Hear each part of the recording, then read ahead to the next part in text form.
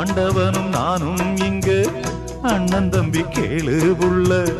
அவனுக்கும் என்ன போல அப்பா அம்மா யாரும் இல்ல.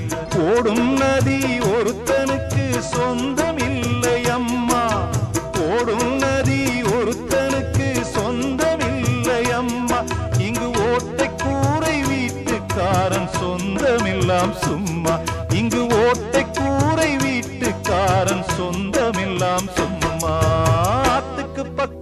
ஆத்துக்கு பக்கம் ஆத்து சுரக்கிற ஊத்துக்கு பக்கம் யாரோ வச்ச தென்ன.